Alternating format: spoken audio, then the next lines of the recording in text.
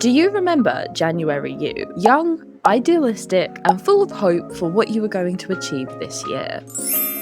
If you watch my channel, probably not. I know a bunch of us stopped putting stock in New Year's resolutions around the same time we stopped putting stock in the United States functioning as a somewhat reasonable world power and not an oligarchy headed by a mentally defunct Cheeto. Sorry, we're doing a mid-year reset because we have our own problems. Let's momentarily not dwell on societal ones. Anyways, we are now thoroughly in the second half of the year and you've lived a whole life since January. So today we are doing a mid-year reset to A, clear some mental space, B, get out of the mid-year motivation slump you may find yourself in, and C, check in, progress report, and rework any goals we delusionally set ourselves so we can lock in for the second half of the year. First things first, this is a type B safe space. If the idea of sitting down and dedicating a day to resetting your entire life sounds nice on paper, but like it will leave you with 3 half-finished projects and somehow an even messier room, yeah, that's pretty real. We are searching for a difficult balance here. We want to do enough to feel meaningfully refreshed, on track, and motivated for the end of the year, but we don't want to pile our plates so insanely high that we inevitably fall short and demotivate ourselves, or worse, start a bunch of unfinished things that stress us out even more. So to that, I say 3 things. 1. It's not all or nothing. While I have made a bunch of templates and guides for you to optionally work through, nobody's chasing you with a gun, and unfortunately there will be no gold sticker for completing everything.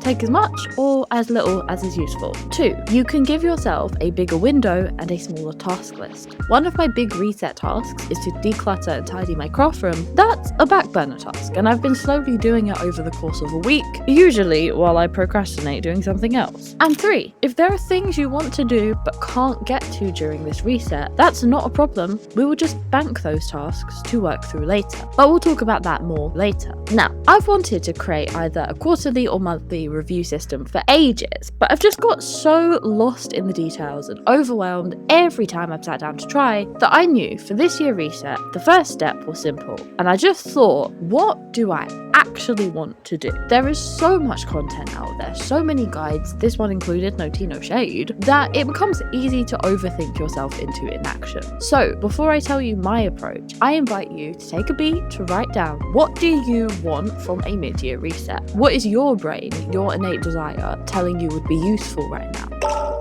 For me, this came down to 4 sections. 1, a really quick review of the first 6 months of the year. 2, goal setting and recalibration. 3, putting some concrete plans into place. I have a bunch of ideas for the next half of the year that I am itching to work through. And 4, I also want to do some quick feel-good life admin. Nothing too mentally draining, but things like decluttering, buying new socks, and deep cleaning my office. Okay, let's get into it.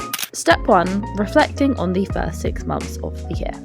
Hi, editing me. Sorry, realized that I had a bit of a brain moment and I did not add into my script the call out that everything I'm going to be using on screen from here on in is a free printable that I made. I will add a download link in the description box and yeah, you can do all this yourself at home. Okay, bye. Listen, we are not married to ideas that we had 6 months ago. Now's the time to review, toss, and keep. So, I kept this pretty brief with 4 questions. Overall, how do I feel this year is going? What's gone well? What hasn't? And if you set any goals for the year, how are you measuring up against them? And honestly, do you even care about them anymore? Because you can say no, shit changes. For me, I didn't spend too much time on this purely because I yap about my goal progress for a living. So, I've been thinking about it already. But it gave me a chance to review my vision boards from earlier this year and I've hit a fair few things. My big crazy goal had been 100k on YouTube for the whole year and we're not miles off and it's only July. Insane. Step 2, goal setting and recalibration.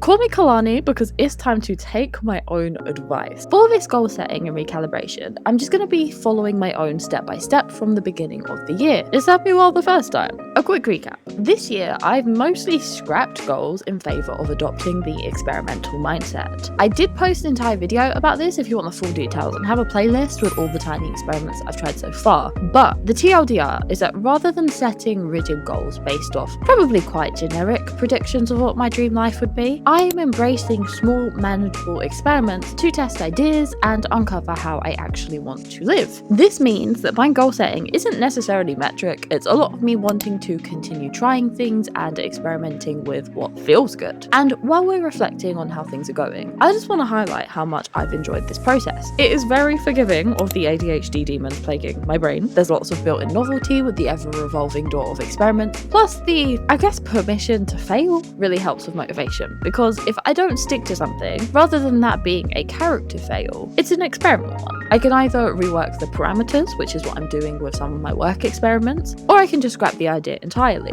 So if you're at the mid-year mark and your traditional goal setting techniques haven't served you, I highly recommend giving it a try. But let's work through setting some goals. First, we're starting with brain dumping and mind mapping to get all of our ideas out. Honestly, I already have quite a few ideas taking up residence in my brain, so I didn't need to do a massive mind mapping session. But if you're a bit unsure about what you want to focus on for the last half of the year, mind maps are a great way to think through it. For step 2, I'm actually going to swap the steps from my original video over and do the goal setting next. Again, for me, this is creating experiments rather than a metric goal. And while I did write them down in my template, for the actual working through them, I'll be returning to my Notion template that I created earlier this year. If you want to use this yourself, it's totally free, and I'll add a link in the description box below, and it has a space to brain dump experiments before you assign them to a month, and a handy little experiment guideline template. And step 3. Lastly, once we have our goals reset, we're going to move to visualization by basically just spamming ourselves with visual reminders of what we want to achieve. For this, I created a vision board laptop background and updated my actual vision board. Step 3, putting concrete plans into place. I'm no stranger to the dopamine rush of a new planner and procrastination planning, but the real practical side of organization, yeah, somehow that always gets pushed to the wayside. For this, we're going to employ a trick from my recent video on closing open loops. The TLDR of that is unfinished tasks equal open loops. Open loops equal mental strain / cognitive drain. To stop our brain ruminating on any unfinished tasks just rattling around up there, we need to signal this has been worked on. But that signal does not have to mean completed. It just means completed enough for right now. So that could be writing down all your to-dos into a big list and setting time aside next weekend to work through them. For now, you have worked on the task and your brain can put it down. What this means for putting plans into place is probably easier to illustrate with my worksheet. So next to my goals / experiment section, there's a section titled First 3 Steps. For each goal, you're going to write out the first 3 steps. If you have time and energy right now, you could tackle those steps. And if you're tabbed, you can just set them aside to work through another time. But at least writing out those first 3 steps means that you have something a bit more concrete to work with. As an example, I've been loving hiking recently.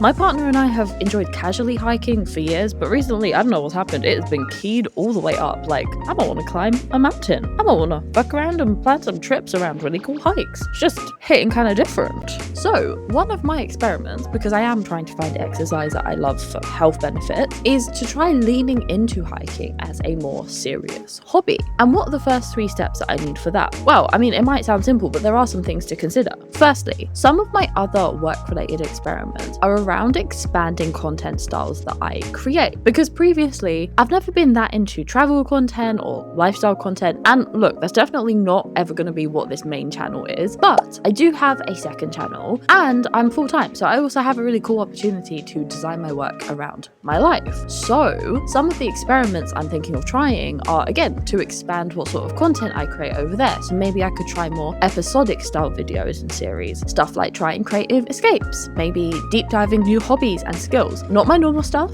and not stuff I've really previously ever considered. But that's the point of the experiments, right? I could love creating stuff like that, or I could just go, wow, that was really not my thing, and sack it off after a month. With that in mind though, bringing it back to hiking, because I already have that context going on in my work life, I thought that I could try creating a series on hiking on my second channel, and that could be a great way to tie multiple ideas together. So my first 3 steps for this experiment are actually 1, to make a large list of hikes in Victoria with a tab for whether they're dog friendly or not. 2, create a hiking series outline / template for my second channel. 3, using that, create a supplies list. If any, there's probably nothing required though. And I know we initially only said 3 steps, but you kind of get on a roll with this. So step 4 is to review my monthly calendar and schedule a few hikes. And immediately, that 4-step plan is a bit more tangible than just writing, I want to go on hikes. But of course, again, if you're on a roll, why not start working through those steps?